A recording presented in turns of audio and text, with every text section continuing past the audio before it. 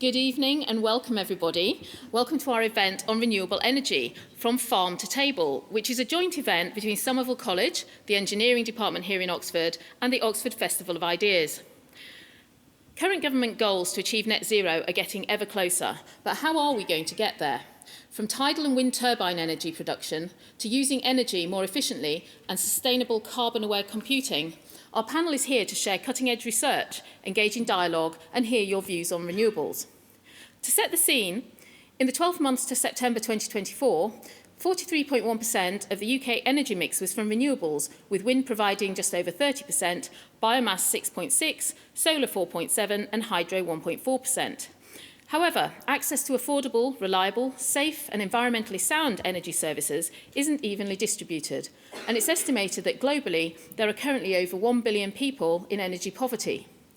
Beyond our shores, in 2022, there were 760 million people living without access to electricity, while 2.3 billion people continue to rely on harmful and polluting cooking fuels such as charcoal, wood, agricultural waste and animal dung, the use of which is a leading cause of premature death and serious health issues across the world. It's 35 years since Margaret Thatcher raised the issue of global climate change in her speech to the United Nations General Assembly in November 1989. She said, "We must use science to cast a light ahead so that we can move step by step in the right direction." This evening, I'm delighted that some of our panellists include two of our DPhil scholars who are funded by the Margaret Thatcher Scholarship Trust, and they'll be discussing the current challenges of producing net zero energy. Our panellists will dive into how wind farm dynamics and future wind resource predictions are reshaping the way we plan future energy production, with insights into modelling, design and implementation of new technologies. Bringing a more carbon-aware view to how we use energy sustainably will also be tackled, with an insight from the US on interesting happenings at the intersection of renewables, net zero goals, sustainable computing, AI, policy and regulations. I'll give a brief introduction to our four speakers from the university's engineering department, and if that's all right with you, we'll take questions at the end. So our first speaker is Dr. Chris Vogel, who is a UK RI Future Leaders Research Fellow at the engineering department here in Oxford. He specialises in fluid mechanics for offshore renewable energy.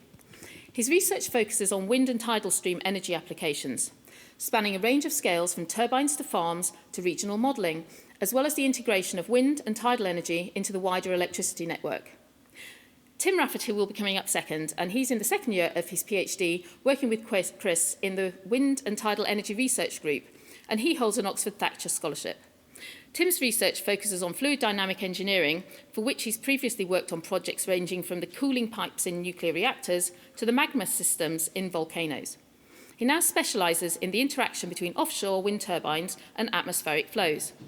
He's got a particular interest in how wind turbines can trigger atmospheric gravity waves, which in turn drastically impact wind farm power production.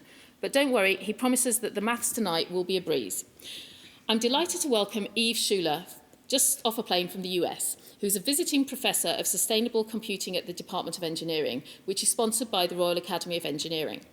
She holds degrees from Yale, UCLA and Caltech, and her work is focused on evolving the internet towards a net zero infrastructure and enabling carbon-aware network communication. She previously held leadership positions in industry, most recently at Intel as a principal engineer. And our final speaker is Sorsan Elzar, a third-year PhD student in the Computing Infrastructure Group at the university and a graduate research fellow at Netflix. She's also a Thatcher Scholar. Her current research focuses on reducing the carbon footprint of computer networks. Her focus is on carbon emissions rather than energy consumption alone, and her research combines routing algorithms, power modelling and net zero solutions. Her research has also earned her several awards, including recently the Dyson Award for Outstanding Research at STEM for Britain in 2024. So, may I hand over to Chris, our first speaker, who's going to give an overview of the current position with renewables and then head off into the world of tidal energy. Thank you.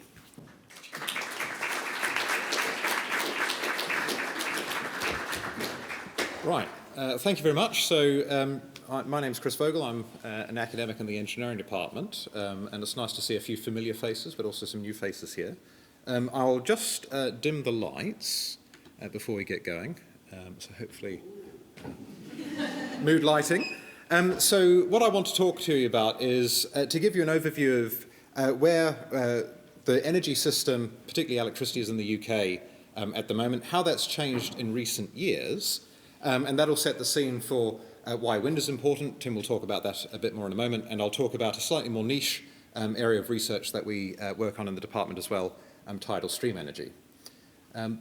So to begin with, I'd like to just sort of pull out a bit of data. This comes from a website, grid.imkate.com, really good place if you want to look at all sorts of things about the electricity system.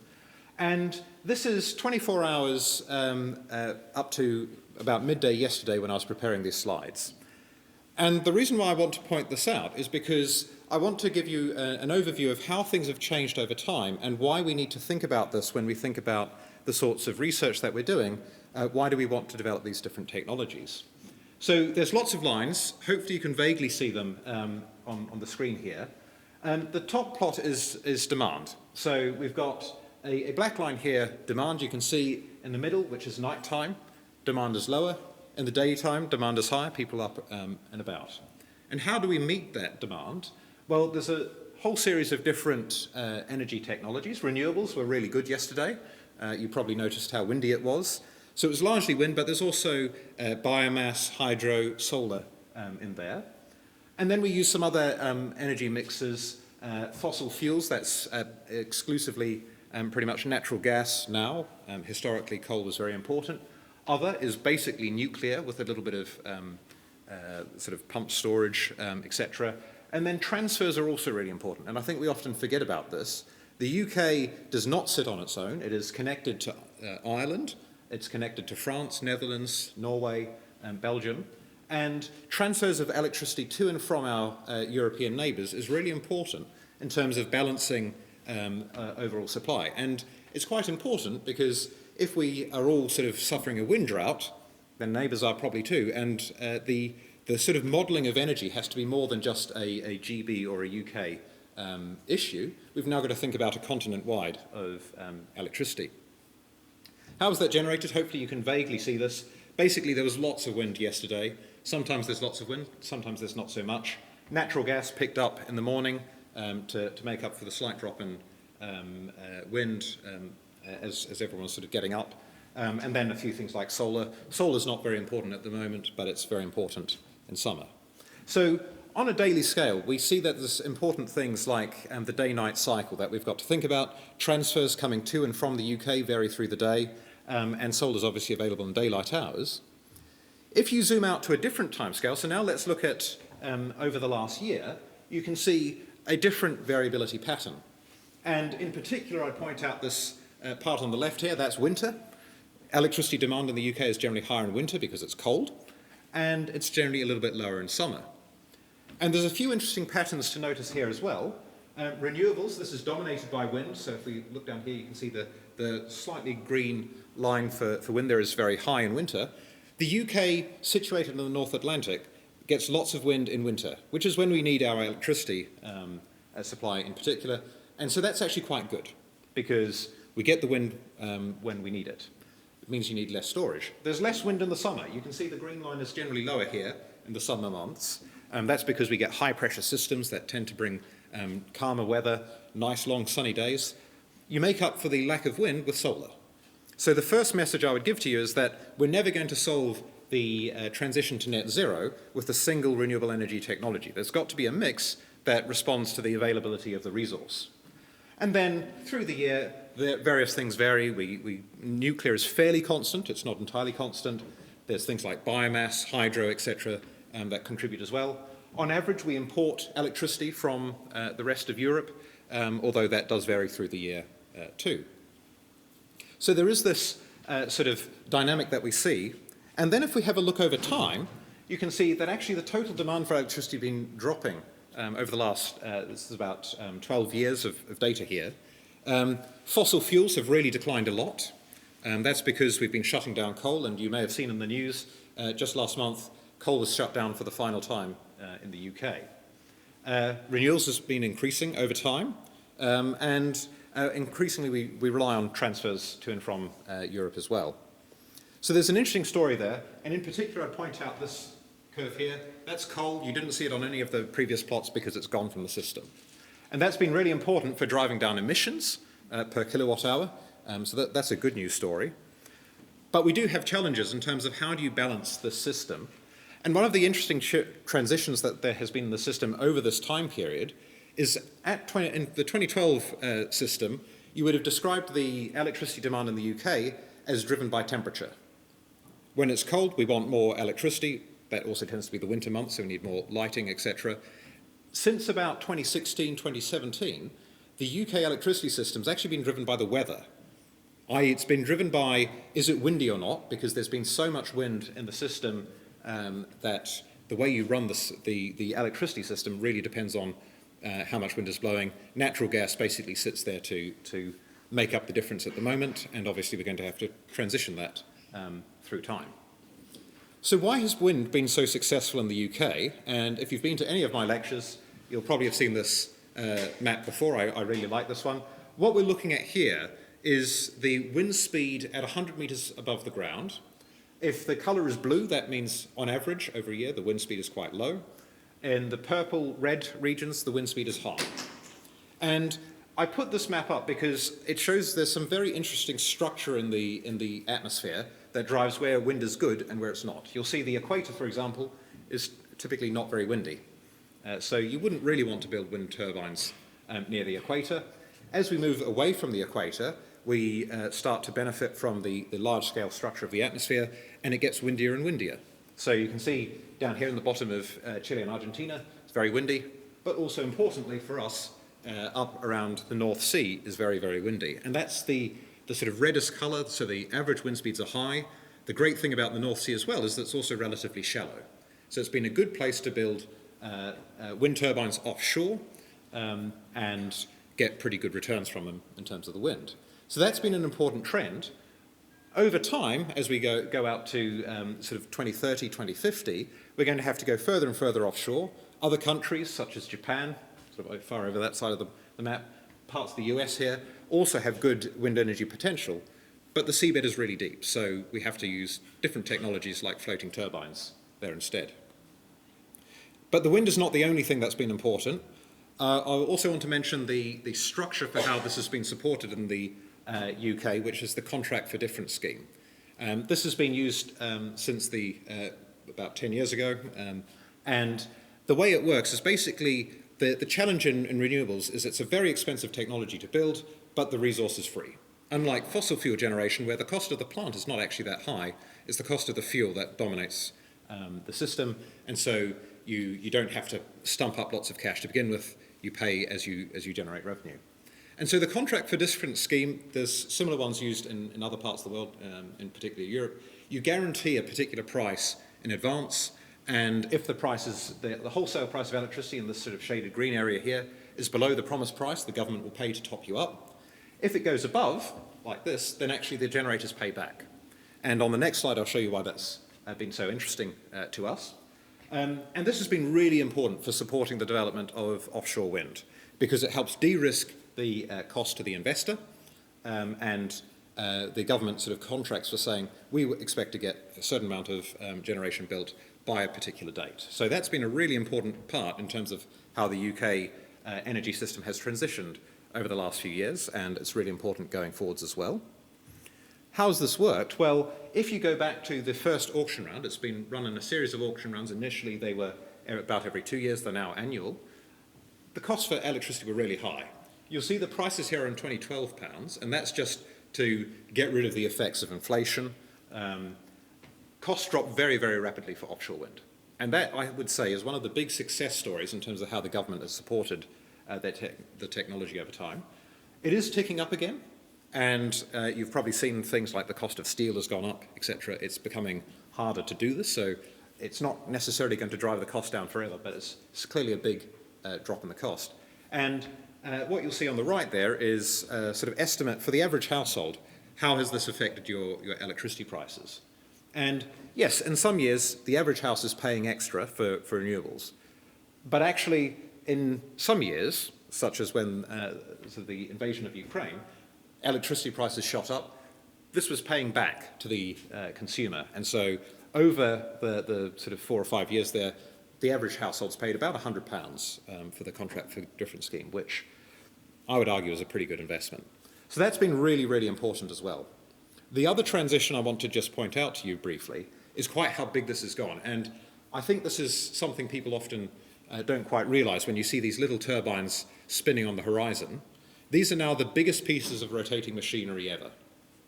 So you can see here the growth in turbine size over time. The 2024 rotor, you can't really see it somehow on this plot here, but these are now 200 and something meters in diameter and hundreds of meters tall. So they're reaching up into the lower parts of the atmosphere, and Tim's going to tell you more about that in a moment. We're also building huge numbers of them, so you can see a picture of an offshore wind farm there, hundreds of turbines in the same space. They can potentially quite significantly interact with the atmosphere. And the last picture there, you can only move these blades by boat. I quite like that one. So the key takeaway is that through this support, not only in the UK, but also Europe, etc., this has become a really, really big industry. But I want to tell you about something else as well, because we can't just rely on wind to solve our problems. As I said, what do you do when the wind stops blowing? We've got to have other technologies. So a slightly more niche thing that we're working on in Oxford here is tidal stream energy. And if you look at the video up here, that's water being driven by a tide. And the water there is moving at sort of 4 or 5 meters per second. This is a video from Chile. Water is really dense. And so it doesn't need to move very fast before you've got lots of energy in it. And so we're trying to harness the energy in that moving water. It's a challenging problem, though, because you're underwater, it's a horrible environment, everything's corrosive, things are moving around, very high loads, and so it's a challenging place to build things. And that's one of the things we've been trying to work on here in Oxford. You can see this map here. This was by Bayes about sort of 15 years ago or so. The areas where the colours are yellow are regions around the UK where we get high flow speeds. And the UK is in quite a unique place in the world that it generates these high flow speeds at a range of places around the country because of where we are in relation to the Atlantic Ocean. I won't say too much more about it, but there's some interesting hydrodynamics there that drive this. And the key thing that's, I think, interesting about this technology is if you look at how it's correlated to other possible sources of marine energy, it's very, very uncorrelated with wind. This correlation coefficient of basically 0, because the tides are generated by the sun and Earth and moon gravitational interactions. If the moon blows up, we've got other problems to worry about than climate change. Whereas waves are generated by wind. So what are we doing? Well, going underwater, you can't just put a wind turbine underwater. You've got to think about something a little bit different. And so what we've been doing in Oxford is doing a lot of work on how do you design different turbine blades. And I'm going to pass around this little plastic model. The blades should be attached. If you were in my lecture yesterday, I used this to describe a wind turbine, but this is actually a tidal turbine blade. So we've done experiments, and we were trying to design new blades, to survive higher loads, etc. And what I want you to take away from looking at this, and we'll see a video in a moment where we tested this particular turbine blade with aluminium rather than plastic, but have a look at how the shape differs from a wind turbine blade. Wind turbine blades are very, very slender.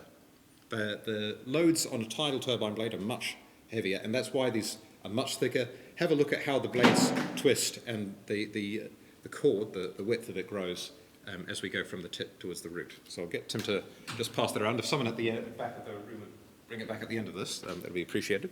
So we've been doing a lot of work on trying to design new blades. We've done a series of experiments. This is a 1.6 metre diameter rotor that we tested down in Portsmouth. And I've also been involved in a project that's a real tidal turbine blade, trying to understand how do you break it. That blade was really hard to break. We did break it eventually after you cut a few holes into it. So this is going to be my last slide, but I just want to talk through, we've done experiments. Experiments are great fun, especially when you've been working on the technology for sort of 10 years or so to try and develop the theory and then eventually prove that it works. So what we were doing here is we've carefully built these blades. This is the first experiments we were doing. We're going to put them underwater in this pool of water here, which is actually up in Edinburgh. And what we want to see is, well, how are the loads on these blades different when you go underwater? So we've specially designed the turbine blades.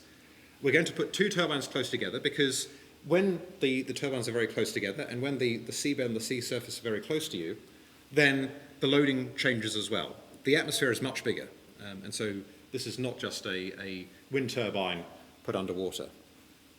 And it's also good fun, as I said, to see what's going on. So We spent a lot of time playing around with the electrical circuits. It was really hard to fit everything in. Lesson number one of doing an experiment, everything's going to be harder than you expected. And you can see, that's me and one of the students at the time is now a lecturer here working on getting this in. The great thing about this facility called FlowWave is the floor, as you can see here, rises out of the water. You go and put your turbine in here. You can see the turbines being sort of transported onto the platform there. It's going to spin a little bit just to test the electronics. And then we'll see an underwater video in just a moment. So we weren't allowed to do the installation bit because we weren't qualified. And there's high protective bubble wrap on the blades that's just come off. So I'll just drop the floor there. So we put the GoPro in for the two turbines, and the tip-to-tip spacing here is a quarter of the diameter of the turbines. That's 30 centimeters. So this is much closer than you typically build wind turbines, and that significantly affects how the loads change as you go around, as the blades go around each cycle. You'll see, if you look very carefully, there's a disturbance on the surface due to the way the turbine is operating. And we eventually will see that one blade starts spinning, one rotor starts spinning faster than the other because we want to test the interactions that you get. They don't have to touch each other to interact and affect each other's performance.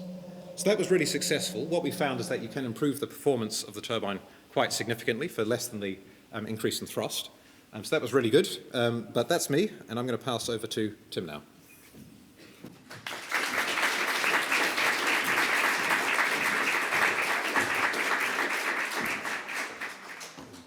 So I had a question which was, how do you design a wind farm, or how do you design it best? And it turns out it's quite difficult. But we'll go through some fundamentals that I need you to understand about wind turbines. So first of all, this is the wind turbine. And then behind it, you'll get a wake. And this is a region of deficit. So higher velocity inflow, and you'll have a velocity deficit here. And if you roughly took a slice through it, and you plotted the velocity, you can see it recovers. So you've got this near wake region here where it's at the lowest velocity, and then it will recover eventually. So when we originally thought about designing wind farms, it was kind of a wake interaction problem. Of course, if you put a wake too close to the other turbine that's right behind it, it will perform really badly. And this was the original thinking. It was pretty good thinking, and you can see an example of this problem at the Horns Rev wind farm, and this has been shown through the clouds being pulled through.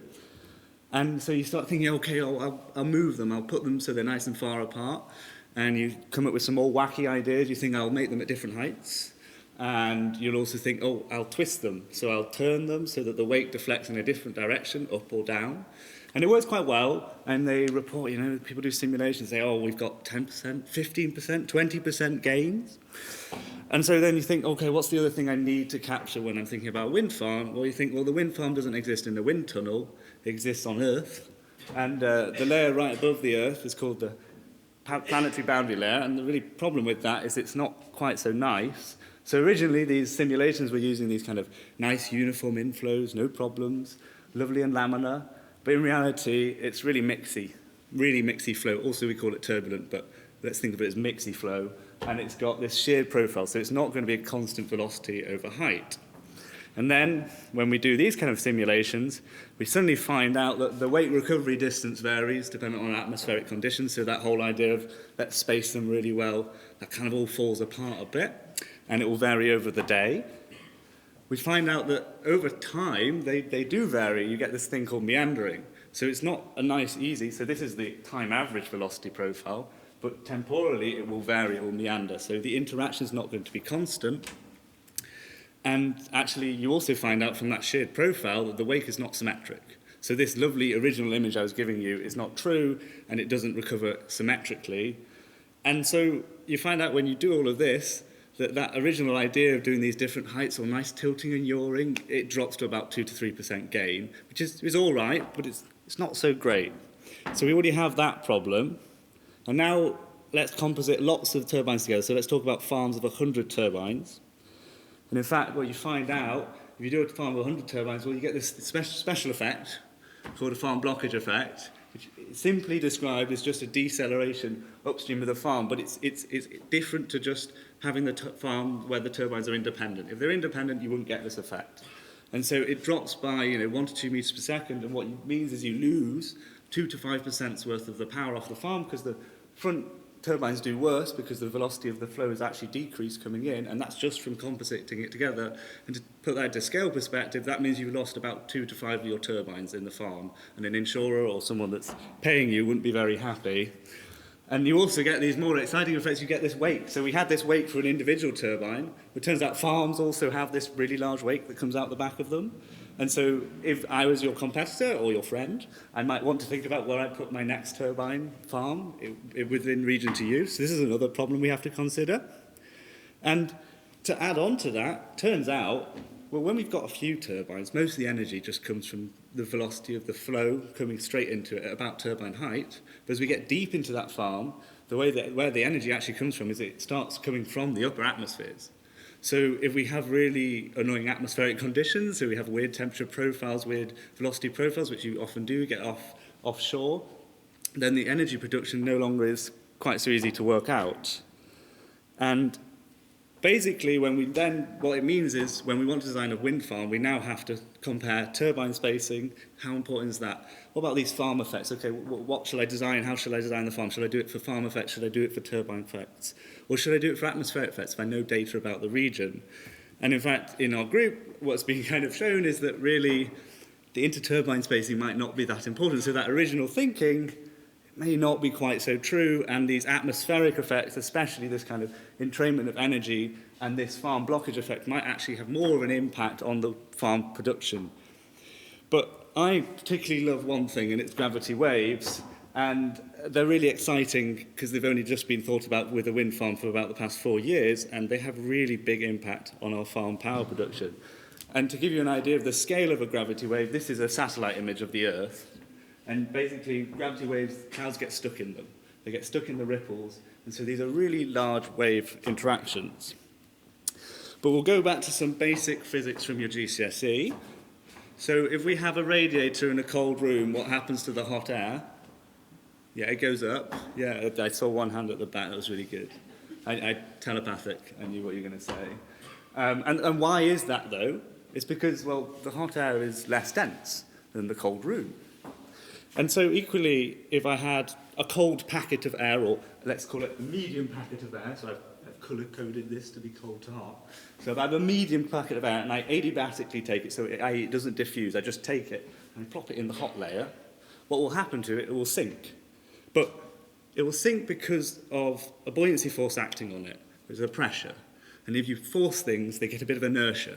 So it doesn't just sink, it comes down, but then it goes too far, and it becomes a hot anomaly in the lower layer, then it becomes a cold anomaly in the higher layer, and then it becomes a hot anomaly in the lower layer. It goes back and forth until eventually we hit equilibrium. So if we can get those two fundamental ideas down, we can understand the next few slides. So, I like to think of this about mountains, but you can believe me that if flow was to go at a mountain, it would displace up and over a mountain. Yeah? It doesn't go through it. Well, if you have a wind farm, flow does displace up and over a wind farm. And importantly, well, we've also got an atmosphere there. And, well, if you're inland, you're more likely to get an atmosphere where the temperature gradient is constant. But in the offshore, we get this special one. I'm not going to go into it, but it's called a conventionally neutral boundary layer. But the important thing is that the temperature is not constant. So when we displace air, we're going to get these packets. We're going to shift these little packets I just showed you before, and we're going to get buoyancy and perturbation responses to it. And here's an example. So if we had at this point, it's now become a cold anomaly. Then it comes back down, it's now a hot anomaly. It's become a cold anomaly. And you get this process going on for flow of air over large wind farms. And it's a buoyancy response, which is just another name for a force response. Well, forces essentially translate through to pressures. Well, pressure defines how things flow. So, of course, then you get different flow velocities. So if we know that velocity is defining how we perform in a wind turbine, then we know that the performance of a wind turbine is going to vary when we get these atmospheric effects. And these are some simulations I've done, and I'm going to pull out for you. Well, you can see that this wiggling happens for our wind turbine. And that's for the mean velocity, but if I find the velocity difference, so I've taken the background velocity off it, you can find that what it means is that you get a deceleration region and an acceleration region, and they will be correlated to these cold and hot anomalies in the temperature profile that you also get. And so you're asking kind of why does it matter? Well, on a really large scale, here's another example. I really like these figures from Lanzerau-Myers. It's a really new paper.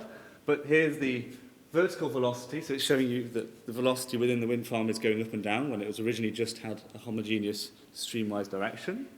And it's linking through to these kind of pressure differences which we're then seeing in the farm. And you're seeing these velocity magnitude differences. Now, what the problem with this is it means that this farm blockage effect I told you about before, well, it's 10 times worse now. So we are making a substantial amount less power when this gravity wave interaction happens. But good news, the farm wake, well, that reduces by half. So maybe we can pack farms slightly closer together. And when we originally designed the wind farm, we thought, okay, well, these ones are going to perform really well. And as we go through the wind farm, it's going to get worse, because velocity is going to decrease as we go through wind farm. Well, under these gravity wave conditions, it's like magic. The end ones start producing more power than the middle ones do. So all of your thoughts and all of your original proposals to your insurers about how you're going to produce power have just gone in the bin, and you need to reconsider what's going on. And I'll take a step back, and actually we don't know how this fits into the bigger picture, but it's one thing we're looking to work out, is how important is this gravity wave effect compared to this original interturbine spacing, compared to these atmospheric effects. And as an example, if you go and look at the clouds, you'll be able to see them. They look like ripples in the clouds. You'll see them all the time, you just don't know they're above you. And there are a lot more effects to look at. Okay, if I had a farm that triggered a gravity wave, would it affect a downstream farm? How happy would you be about that if you owned the downstream farm? It's really important to understand, do they have an effect on the loading of the blades? We're causing pressure differences, we're causing accelerations and decelerations. This could really damage the blades that we've made in the farms. And as I say, there is a lot more to be explored. But I'll come back to the original question, is how do you design a good wind farm? And the answer is just with some difficulty. It's not easy, and of course we'll always need more funding to do this. And actually really the answer is you need to weigh up various factors. So you need to define how big is your farm. These gravity wave effects are probably not going to be true for maybe 1 or 2 turbines, but we don't know how many. Most of the simulations, they've been hundreds of turbines in size. So what happens if you're a private investor and you want to put 30 in? Do I need to worry about this effect? And do I need to worry about the interturbine spacing? How bad's the farm blockage going to be? So come and do a PhD here, and you can work this out. And I'd like to thank my sponsors. Thank you.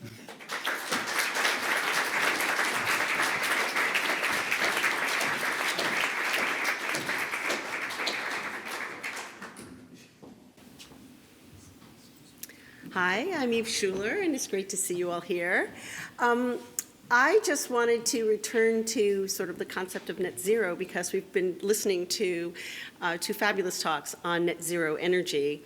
And to set it into the larger context is to come back to what a couple of our very trusted organizations have been giving us as a very urgent directive, which is the end goal here is that if we want to stay below 1.5 centimeters Celsius temperature increase, that we really need to take seriously the goal to get to net zero by 2050, and that entails getting to half of our emissions by 2030. And there are many measures by which we know that we are unfortunately behind on that ambition. I wanted to give you a sense of what does it mean really for, how does this relate to computing, which sometimes is referred to as ICT, the Information Communication Technology Industry or sector. And we're users of electricity, and unfortunately the message is that we're not reducing our electricity usage as a sector or industry, but in fact what you're seeing here is there's exponential growth. Some of the projections about this are that in the future we're going to be using as much as 40 to 60% of the total amount of electricity there is in the world if we continue along this trajectory and there aren't new innovations that help us have greater efficiencies. If computing were a country, what I'm showing you here on the left is that we would fall within the usage of electricity per year in terawatt hours between the UK, which is here, and the US, which is here. This starts at 2010 and goes to 2030. And what you're seeing is a stacking of, at the very bottom, consumer devices. Then you're seeing data centers. You're seeing a variety of different kinds of networks. And on top of that, you're seeing manufacturing and the impact there. So we know what our electricity usage is doing, but unfortunately that is correlated strongly with the emissions. And so at the moment, our electricity usage and consumption is 4%, and our emissions are around 1.2, again, computing. Typically, when organizations have tried to account for our footprint, they put the impact in terms of 3 bins, in terms of data centers, networks, and user devices. And some of the things that are interesting to note is that, surprisingly, at least to me, was that there are now many, many things connected. There's a lot of hardware and infrastructure, and user devices are at least taking up an equal percentage of electricity and emissions. And in some methodologies, it's as high as 57%. Networks, remarkably, are as big or bigger than data centers in terms of their impact, and which is surprising to me because there's a lot of visibility. We hear a lot in the newspaper. It's hard to open up a newspaper without seeing that that data centers rather, are sort of egregious users of electricity and are having a very strong impact. But really what I did was, given several trusted studies that are out there, I gave you the graph that I think is memorable, which is basically they're all 3 almost equal culprits. Something else to note is that we often talk a lot about the usage of electricity, running all of these things, but in fact the embodied emissions, which is what happens when you manufacture many of these devices, is about 1/3. It accounts for about 1/3 of the emissions, and as you can see at the bottom, these studies show that we've increased the usage of electricity between 2015 and 2020, and that trend is continuing. Question might be, why is there exponential growth? And again, it's very hard to ignore the fact that everywhere around us we're talking about AI, artificial intelligence, and what's happening there is that the data sets that are being consumed to build models out of these AI, or for these AI algorithms, that data, the size of those data sets are growing by leaps and bounds. What I'm showing here is some numbers from Meta, and what they have shared with us is that there's this beautiful graph on the right, which is when you create these algorithms, many of them have parameters that they're based on, and that just the sheer number of variables that they're using to build those models has, in the last 15 years, approximately 15 years, has grown also exponentially, which means that those models themselves are extremely large. And then in the aggregate, when you call those algorithms when you're trying to get recommendations out of these AI algorithms, it turns out there's so many of us calling upon these algorithms, whether it's in web searches or other algorithms, ChatGPT, that the inference part of this life cycle of these algorithms is consuming about 60% of its footprint, or it accounts for that much of its footprint. Whoops. Other kinds of applications that are behind or account for why it is that why our footprint as a community is growing includes video streaming. About more than 90% of the traffic on the internet is due to video streaming, and the kinds of traffic patterns that we're seeing here in the UK, for example, is that during the daytime there is business activity a moderate amount of video streaming is part of that mix. Business hours, 9 to 5. Everybody's talking to everybody across the network, and what you're seeing in this sort of flat area here, this is a day of activity. The traffic is basically flat, so the utilization is constant. At nighttime, quite a different story. Apparently, we are all quite addicted to downloads, and what you're seeing here during 7 to 8 o'clock is that there's flows coming through the network, and again, this is sort of an abstraction of the BT network, but all that traffic is flowing downstream, and as it flows downstream, due to the popularity of various videos, it's being cached in places in that topology in order that as more and more people request the same content, that you don't have to go all the way back to the head end, and in fact, you just go to the nearest cache. So that's something quite popular. What can we do about this growth? And by the way, those aren't the only applications that are causing the growth. There are other things like gaming, there's next generation applications like AR and VR, cryptocurrency, large applications. But what can we do about it? I mean, it seems pretty intuitive that what we should be doing is we should be taking our renewable energy and we should be applying it to the problem of this growing demand by ICT. But the challenge with that, of course, is that it's not always the case, as you saw with some of the previous graphs in the previous talks, that there's this out-of-sync nature between supply and demand. And so how do you sort of resynchronize that? What we're seeing here in this graph is a picture. I'm based in California, and the more renewable based on solar that we're putting into the system, the more sort of stranded energy or excess energy is being created. Basically energy that cannot be used and needs to be curtailed. The equivalent here, as we've learned, there's a lot of wonderful wind energy here in the UK, and unfortunately, some of the kinds of issues here are that there's sort of a bottleneck, if you will, in the transmission lines, and there's wasted wind energy because we don't have the capacity to get it to the right places.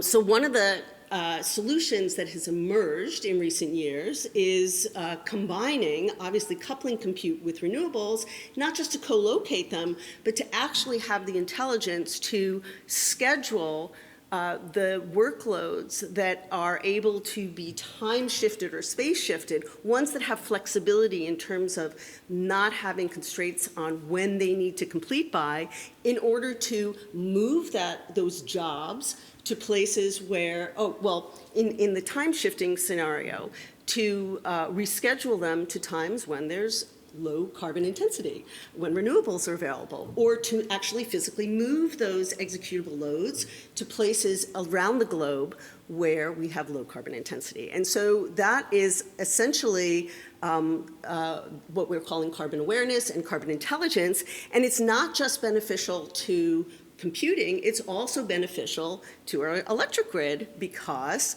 in times when there's excess load and stranded energy, we can spin up these elastic or flexible workloads to consume some of this excess energy as if they were virtual batteries, if you will, and that helps to stabilize the grid. And hyperscaler data centers are beginning to do this. They sort of started out initially as looking at average carbon intensities to sort of say, oh, these are good places around the globe. There was already a lot of built-out infrastructure that, you already have it there, so you have to make do with what you have.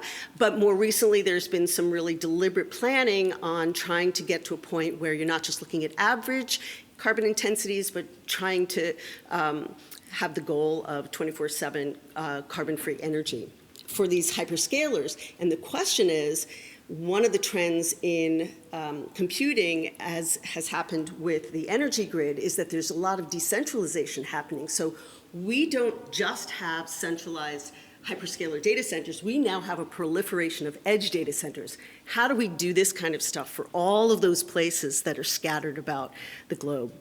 So I want to kind of cue up what Sassen's going to talk about next, which is to ask this important question, which is where else, in addition to data centers, can we be applying carbon awareness and carbon intelligence? And I just want to say unequivocally, kind of everywhere throughout the computing infrastructure, by which I really mean the compute, the things that do the compute, the networking, and these user devices. And this is sort of what lives behind the scenes when you run your favorite applications. They touch all of those components.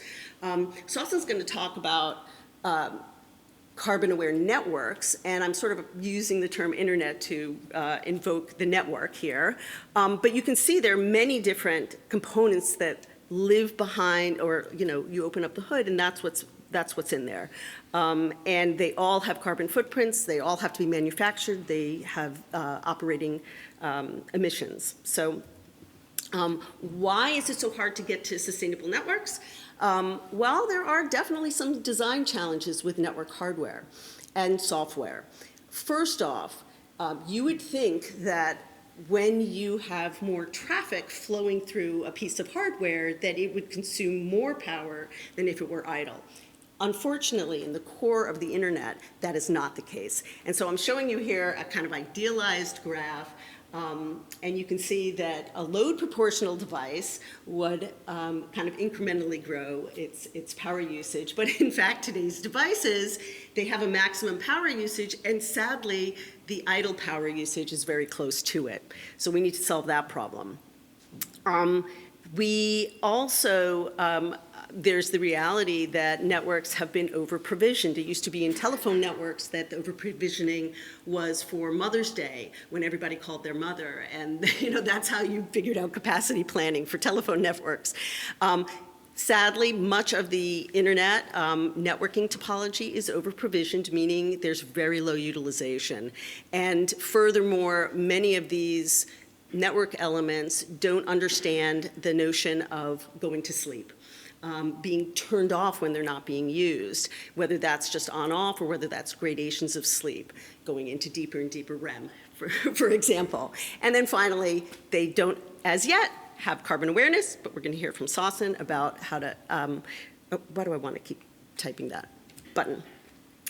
Anyway, so I wanted to leave you with a few observations beyond the technical, which are really important. It's not enough for us to have these marvelous technical solutions or algorithms.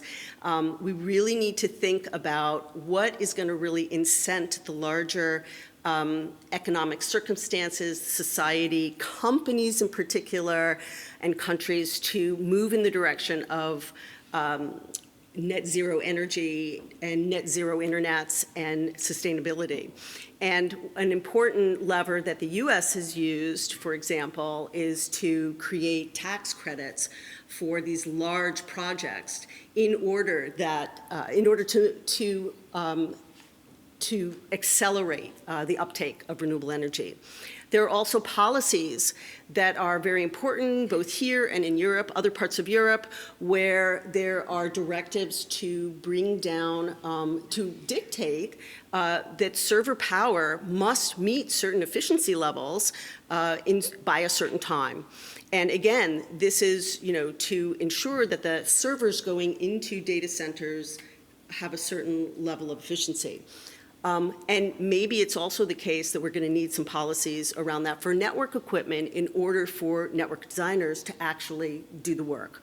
Unfortunately, those policies are voluntary, and so we're going to have to consider should we mandate those kinds of things? It's really a question. There's also some socio-technical issues around Jevons paradox. If you've heard about the rebound effect, which is the more efficient things get, the more inexpensive they get, and unfortunately that leads to greater usage. So all of this wonderful efficiency with regards to all of this hardware and infrastructure, unfortunately, leads to people using more of all of those assets and resources. So how do we fix the cultural assumption that we have limitless resources? And then there's finally ethical questions about whether or not of these limited resources, right now limited renewables and ultimately limited energy, electricity, there are arguments about how much, or at least philosophical discussions about how much electricity should we allow AI to use if, for example, the UK wants to be a world leader in AI, or if AI holds the promise to accelerate innovation, particularly in climate change, and comes up with climate solutions. So those are a few issues that I wanted to leave you with. And so really, the summary here is we need to have greater urgency around net zero, particularly to address and curtail maybe ICT's footprint. We need to think about, consider making all of the computing hardware, software, infrastructure carbon aware, carbon intelligent. And there's probably a reimagining of the partnership between the electrical grid and especially renewables with computing. And finally, if we're able to make sustainable computing computing truly sustainable, then we don't have any qualms about applying it to sustainability problems. And I will leave you with that. Thank you very much.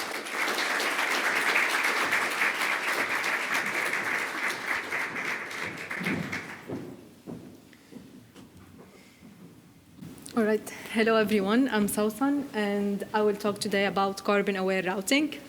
So this work is a joint work with Paul Gunning from British Telecom, BT, and my supervisor, Noah Zilberman. So as Eve introduced data centers and networks, data centers are where computing happen, and networks are where the data transmission happen. I want to highlight on the scale of these. So one data center can consume 10 to 20 terawatt hour per year, whereas one network, or ISP, Internet Service Provider, can consume 3 to 6 terawatt hour per year, which may seem less significant than one data center. But the number of ISPs is much higher than the number of data centers, and that's why these smaller contribution from each ISP would add up, and consequently the carbon emissions of the network is not negligible. And this is the main focus of this talk. It's about networking. So we can start with a small example. If we want to send a packet from router A to router E, here we have two paths. We can either go through CD or we can go through B, right? So if we think about it from an energy efficiency perspective, it's better to route through B, which is like a shorter path, and only one router would be processing this packet, right? However, if we look at it from a carbon efficiency perspective, we need to look at where every router is located. So maybe some routers would be fed from renewable energy sources, and some would be from fossil fuel. And in this case, it would be better to route now through the upper path because it's a greener path. So this is like carbon efficiency versus energy efficiency. And this adds the energy mix variation per region to the routing process. And then we have one opportunity, which is this energy mix of the grid is predictable now. There are some prediction algorithms that allow us to get it 24 hours or 48 hours ahead of time. So this is enough time for planning. And by this, we take this energy mix of the grid, we integrate it into the routing protocols and see how much can we really benefit from this for networking. And the goal of this work was to quantify the potential carbon emissions reductions of carbon-aware routing. So the first step is really to know the building components of the carbon footprint of networks. So what is this carbon footprint of networks? We need to know first the amount of energy consumed, and we need to know the source of this energy. Is it renewable energy? Is it fossil fuels? And then we need to know the weighted carbon emissions associated with this source. And the last two terms can be summarized by the term carbon intensity. And I will go over each of these now. So to know the amount of energy consumed, we need a power model for these routers. So let's assume that this is one router. And as Eve said, we have this idle power that is considerably high, but this idle power can be further divided into a static power and the power to enable every port. So this is one router, and to connect a link to this router, we have some ports. So whenever we enable one port, this is also an additional amount of power. So that's why you have the static power, which is like whenever the router is just turned on. And then whenever you add a link, that's more power for the ports. And then we have the dynamic power, which increases linearly with the utilization. So the blue part is the dynamic power. Now for the carbon intensity, I think that we mentioned it before today, but just to highlight the term, the unit is grams of CO2 per kilowatt hour. It is the measure of how many grams of CO2 are emitted to produce 1 kilowatt hour of energy. In these two figures, I want to highlight first this is the average carbon intensity in the UK for different seasons. So we see, and this is for one day in fall, summer, spring, and winter, so for every season. So we see that this carbon intensity varies per season. It varies throughout the day, it's not constant, and that's why we cannot just take an average per region. We need to look at the instantaneous carbon intensity. And another thing I want to highlight is the difference between regions, for example, in the UK. For example, here we see Scotland, North Wales, and London. Maybe you cannot see the colors really well, but for Scotland, which is in blue, I mean, everyone knows that Scotland is greener than other regions, but in this specific day, Scotland wasn't that green. So it was less green for some time of the day, and then it went greener again. So these differences are so important to be taken into account. So we see noticeable change within hours, and because this carbon intensity can be forecasted ahead of time, so we can take benefit of it, and this is the main motivation to do this work. So now that we know that the carbon footprint depends on both energy and carbon, we need some energy-related metrics and carbon-related metrics. Now, the goal is why we need these metrics. We need to express this power model and carbon intensity in a way that the routing protocol can understand. We don't want to share all the possible information, or maybe we are not allowed to share all of this information, especially between networks. So we need some metrics that help us to reduce these carbon emissions. And the goal here was to get some metrics. I will not be explaining all the metrics, but the goal in this work was to propose some metrics and evaluate these in a simulation environment.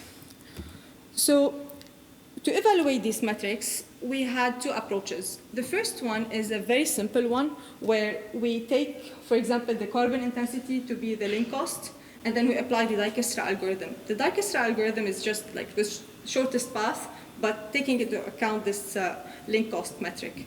So this is one example, and let's assume that the carbon intensity is the link cost. What is the greenest path in this case? Anyone?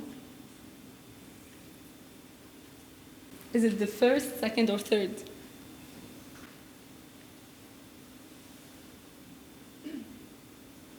No?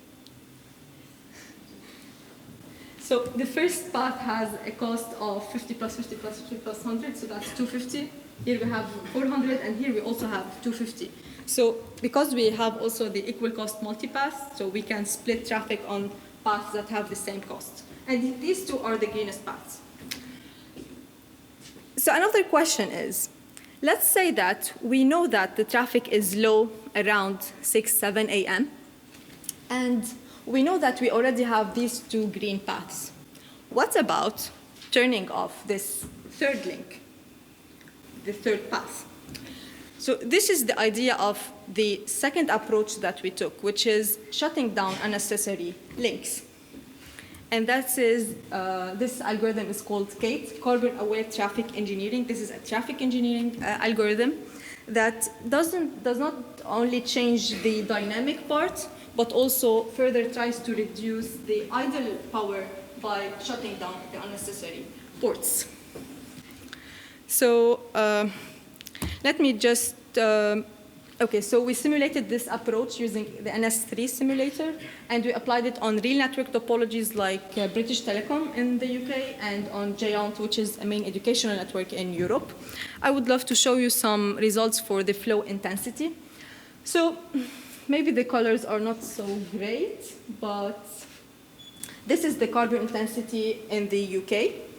This is the flow intensity per region, which is like how many or what's the intensity of the flows that pass through every region. And let's start with highlighting, for example, Northwest England and East England. We see here that the flow intensity is around 400 with OSPF, which is the non-carbon aware case, And with carbon-aware routing, we see that this flow intensity increased a lot. Now, why is that?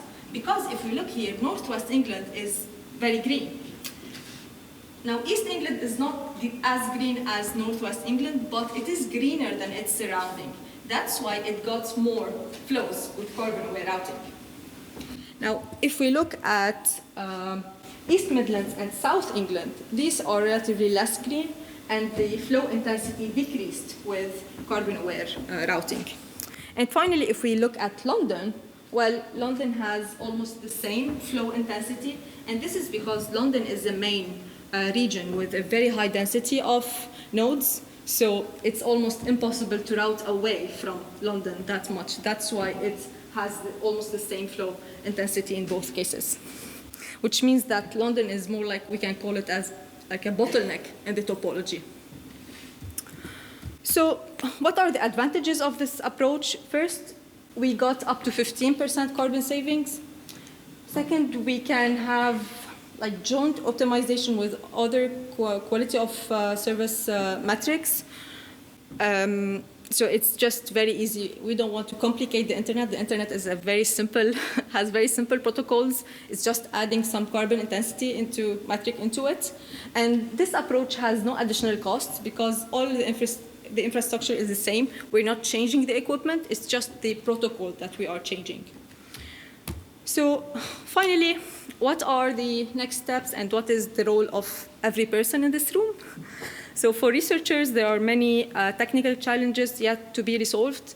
First of all, can we really trust the carbon intensity information that we are getting from the energy grid? Now we have networks that are taking the carbon intensity information from energy grids. Can we really trust them? And maybe through policy, this should be handled. The second thing is we need to standardize these metrics. And finally, we need to tie back the electricity and carbon emissions into users or even applications. So one result of this implementation is having standard sustainability indicators for apps and ISPs. So it would like maybe once you want to, if you want to subscribe to one ISP, you might want to look at its sustainability indicator. Which ISP is doing more job to get more green energy, and maybe you want to choose the greenest ISP, or even you want to choose the greenest app. So that's the role of users. And thank you. This is a link to the paper in case anyone is interested to know more about this topic. Thank you.